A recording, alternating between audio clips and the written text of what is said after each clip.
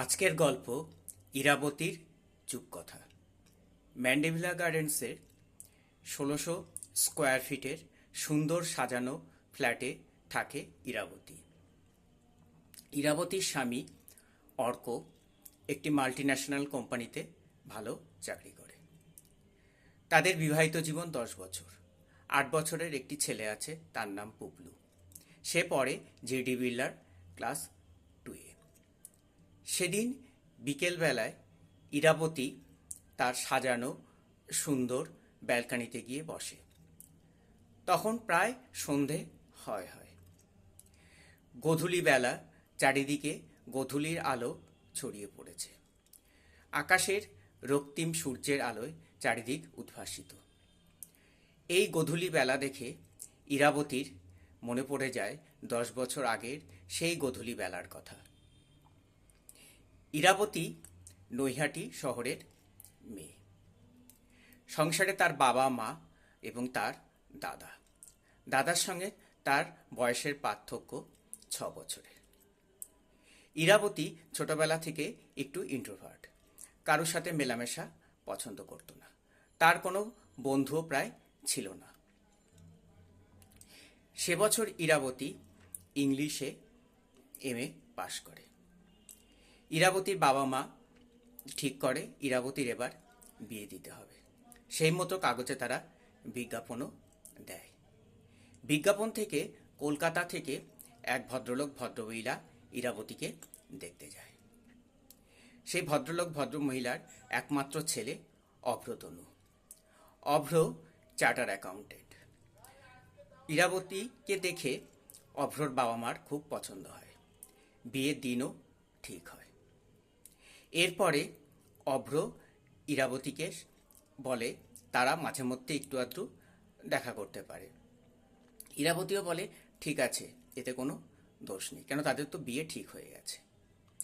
এইভাবে ইরাবতী এবং অভ্র মাঝে মাঝে বাইরে দেখা করত।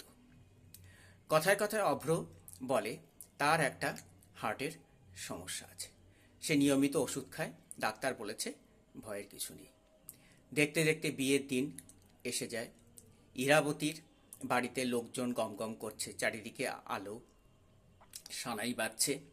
যেহেতু গোধূলি লগ্নে বিয়ে, সেই জন্য দুপুর থেকে সবাই ইরাবতীকে সাজাতে বসে যায়। নির্দিষ্ট সময় বর আসে।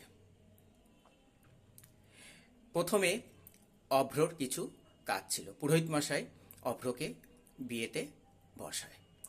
হঠাৎ করে সেই বিয়ের আসরই অভ্র অসুস্থ হয়ে পড়ে। তার গা দিয়ে ঘাম ঝরতে থাকে। শীতকালেও এত ঘাম ঝরা দেখে সবাই খুব ভয় পেয়ে যায়। অভ্র বলে তার বুকে প্রচণ্ড ব্যথা করছে। সব লোকজন ছুটে আসে। ইরাবতী খবরটা শুনে ভয় পেয়ে যায়। পাড়ার একজন ডাক্তার আসে। ইতিমধ্যেই অভ্র নেতিয়ে পড়ে, তার কোনো জ্ঞান থাকে না। ডাক্তার তাকে পরীক্ষা করে বলে অভ্র আর নেই। অভ্রর বন্ধুরা অভ্রর মৃতদেহ নিয়ে চলে যায়। চারিদিকে কান্নার রোল ওঠে। উৎসবের বাড়ি নিমেষে শোকের বাড়িতে পরিণত হয়। ইরাবতীর বাবা মা কাঁদে থাকে, বলে তাদের মেয়ে তো লগ্নভ্রষ্টা হলো। কেউ কি আছে যে তার মেয়েকে বিয়ে করতে পারে? ঠিক সেই বিয়ের আসরে উপস্থিত ছিল তার দাদার বন্ধু অর্ক। সে এগিয়ে এসে বলে সে ইরাবতীকে বিয়ে করবে। সেই লগ্নেই অর্কর সাথে ইরাবতীর বিয়ে হয়ে যায়।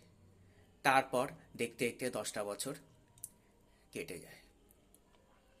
ইরাবতী আস্তে আস্তে তার নিজের জগতে ফিরে আসে। ইতিমধ্যে ডোরবেল বাজে। ইরাবতী গিয়ে দরজা খুলে দেখে পুপলু। সে দৌড়ে এসে মাকে জড়িয়ে ধরে বলে, মা, আজকে আমি ম্যামের কাছে পড়তে যাব না, তোমার কাছে পড়বো।